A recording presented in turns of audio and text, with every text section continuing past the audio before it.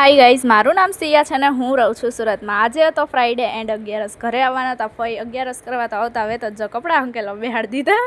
પછી કંઈ નહીં તો એને કપડાં તો હંકેલ નાખ્યા. પછી મારા મમ્મી જો એને પીહુ બેનને રમાડતા હતા. ફઈની ઢીંગલી છે આ પીહુ, બહુ ક્યુટ છે એન્ડ ડાઈ પણ છે. નખરાળી બહુ છે હો પાછી તો. પછી હું બહાર આવી ગઈ સનસેટ જોવા માટે. બહુ મસ્ત સનસેટ હતું ગાઈઝ. તો મસ્ત વાતાવરણ થઈ ગયું હતું. ઘડીક વાર આટા મારતી હતી એન્ડ બધું જોતી હતી, મસ્ત ગ્રીનરી એન્ડ બધું. હું ત્યાં જોતી હતી તો મને પપ્પા દેખાઈ ગયા, જો તમને દેખાણા. પછી હું અંદર આવી ગઈ પીહુને રમાડવા માટે, કારણ કે એ રહેતી નહોતી. પછી ફઈ કીધું કે હું થોડુંક કામ કરી નાખું, તો એ થોડુંક કામ કર્યું એન્ડ પછી પીહુને મારે રાખવી તો પડે જ, તેને પાછું તેડેલું જ રાખવાનું, બાકી તો એ રોવે.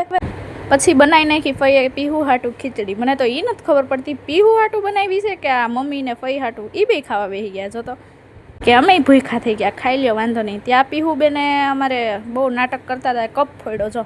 ક્યારેક ક્યારેક પાછી તોફાની થઈ જાય છે પીહુ, જો વાટકાના ઘા કરતી હતી ને ઓ તમારે. પછી બધાએ ખાઈ લીધી ખીચડીને, મારે તો કંઈ ખાવાની નહોતી.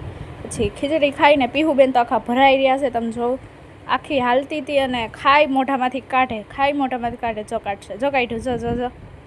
એમાં એવું હતું આખી ધરાયેલી હતી, તોય તે ફઈ ઠૂસી ઠૂસીને ખવડાવતા હતા. તોય પછી બિચારી શું કરે, કાઢ્યું એને તો બહાર.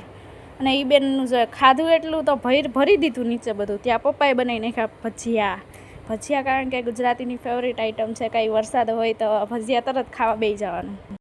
ફઈ કહે કે હવે હું પહેલાં ભજીયા ખાવા બેસી જાઉં, મને તો મન થઈ ગયું. ત્યાં મમ્મી ઘડીક વાર પીહુને રમાડતા હતા, કારણ કે એ રસોડામાં ગરમીના લીધે રહેતી નહોતી. પછી એને ઘડીક વાર રમાડી એન્ડ પછી બધાને જમવા બેસી ગયા.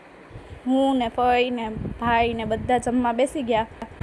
પછી મસ્ત મજાના ભજીયા ખાઈ લીધા. ત્યાં પીહુ રડતી હતી તો એને કોઈની નજર લાગી ગઈ હતી, તો મમ્મીએ નજર ઉતારી પીહુની એન્ડ પછી નજર ઉતારી ને પછી એ શાંત થઈ. પછી એને એનું દૂધ ખતમ કર્યું. દૂધ ફિનિશ કરીને ફઈએ નાખી એને ઘોડિયામાં. તો તોય તે હૂતી તો નહોતી જ તે.